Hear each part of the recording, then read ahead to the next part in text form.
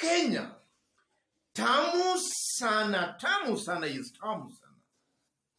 Earlier today, Raila Odinga held a very successful political rally in West Pokot County, if attendance is anything to go by.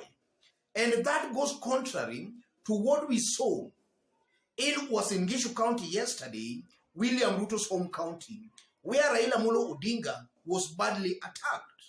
And also what we saw yesterday in Elgeyo Marakwet County, where Raila Odinga was also attacked. But Raila's today in West Pokot County was very peaceful. Residents of West Pokot turning out in large numbers to welcome and receive Raila Molo Odinga.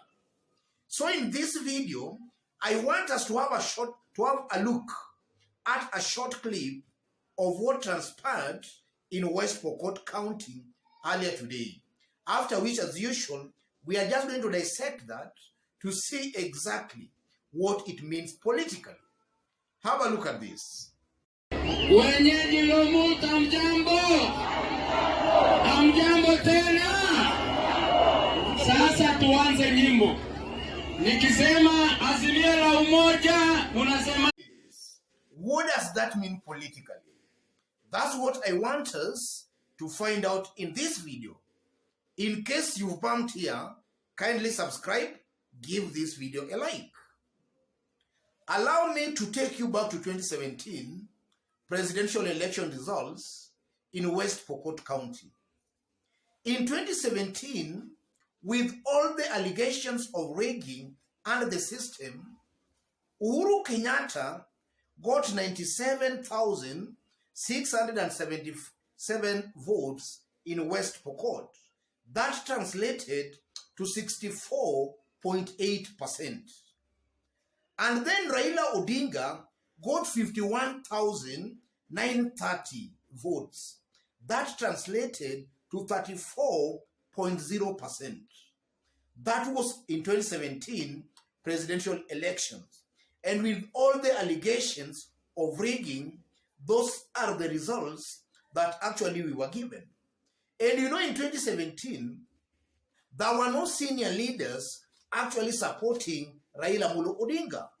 And in 2022, West Pokot Governor Lonyangapuo is actually campaigning and supporting Raila Molo Odinga. So from where I sit, ladies and gentlemen, it's most likely that Raila Molo Odinga can even actually beat William Ruto in that county. Yes, that is a county in Rift Valley, actually a Kalenjin county. So the fact that Raila was given that kind of a reception is not just by an accident. Raila Odinga has some good support in West Pokot County. And I know when you have support in an area, it can actually be very hard for your opponent to actually destroy or rather interrupt your rallies, because if they do that, then they are going to meet very stiff competition from your supporters in that area. And I can give an example of what happened yesterday in Elgeyo Marakwet County.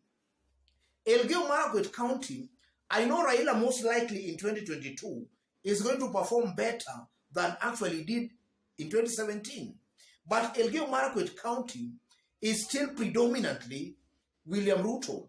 William Ruto still enjoys some good support in Elgeyo Marakwet. But with the presence of Alex Tolbos, Raila Odinga is most likely going to perform far much better than he did in 2017 election. So if you can look at what happened yesterday in Elgeyo Marakwet County, and then you compare it with what is happening in West Pokot County, you can see clearly that in Elgeyo Marakwet County, Raila does not have all that much support. So Raila's opponents, in this case William Ruto, can easily interrupt or interfere with Raila's rallies there. But in this case of West Pokot, it's almost a 50-50 kind of a situation there. So in the event William Ruto tries to interrupt or to maybe spoil those rallies, they'll actually be met with very stiff competition.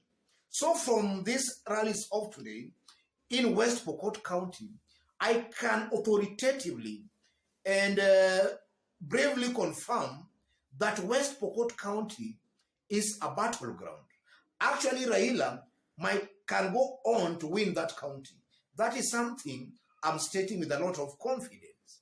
And then also looking at William Ruto, the mere fact that West Pokot County belongs to the Kalenjin counties in Rift Valley, I know that kind of a reception for Raila Amolo Odinga is something that William Ruto and his team, I know deep inside them, they are not happy with that.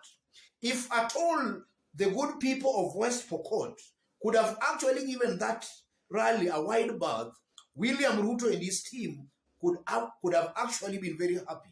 In fact, they could have now been sharing through social media that Raila had only about 10 or even 5 people.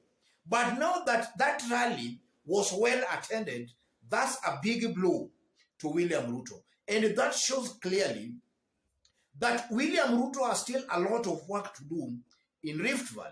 Rift Valley as it is, we have some sections of the Kalenjin Rift Valley that do not approve of William Ruto.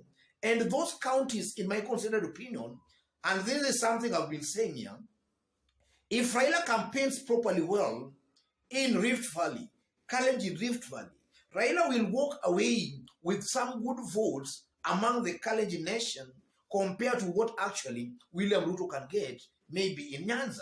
So it's just a matter of time, or rather it's up to Raila Amolo Odinga to make sure he consistently do his campaigns in that area for him to get some good votes there that can actually tilt the scales. So this rally of today in West Pokot is a confirmation that William Ruto, as time goes by, he might actually find it even very hard winning this year's presidential election. Because even Rift Valley itself, the Kalenjin-dominated Rift Valley, is not fully behind William Ruto. That comes out very, very clearly. And then another point coming out clearly from that rally of today is an indication that yesterday's events in Uasin Ghishu County, where William Ruto comes from, William Ruto's home county, and Elgeyo Marakwet County might have also infuriated or angered Raila supporters in Rift Valley. And Raila supporters in Kalenjin Rift Valley are now coming out in large numbers to actually disapprove what William Ruto's foot soldiers, maybe with the blessing of William Ruto, you never know, they are now coming out in large numbers to disapprove of that, to tell William Ruto that what happened in Uasin Ghishu County and Elgeyo Marakwet County is not acceptable. That's what I'm reading and seeing from Raila's rallies today in West Pokot. And then another thing coming out clearly, it's also the effect, or rather the strength, of Lonyangapuo as the governor. Because I strongly believe that also that good attendance can also be attributed to the mobilization and the presence of John Lonyangapuo, and also to the Kanu fraternity. You know, West Pokot in the last election, even though Raila gave Uhuru a run for his money in that county, a majority of the seats there, starting with the governor, senate, and majority of MCAs, actually went to Kanu. So with now Kanu also supporting Raila Amolo Odinga, you can see clearly, without any doubt at all, that in Rift Valley, one county that Raila might actually beat, or rather is sure of beating William Ruto, that county is West Pokot County. And also if you look at the Pokots, they have got some issues with William Ruto. And such issues, we are also meant to believe, are also being influenced or being catalyzed with the kind of insecurity we have been seeing in that area. William Ruto has been in government for now 10 years. And William Ruto has done nothing to actually contain that insecurity in that part of the country. So those are just factors and some reasons why the Pokots are also actually preferring Raila Amolo Odinga and not William Ruto. Yes, that's exactly what I'm seeing, ladies and gentlemen. And even from those results I've just shown you, you can see that in 2017, with all the allegations of rigging, Raila Amolo Odinga still gave William Ruto and Uhuru Kenyatta a run for their money in that county. What will happen now that that system is now with Raila Amolo Odinga? And now that Kano and that governor and top leaders there are now with Raila Amolo Odinga. It's a win most likely for Raila Amolo Odinga.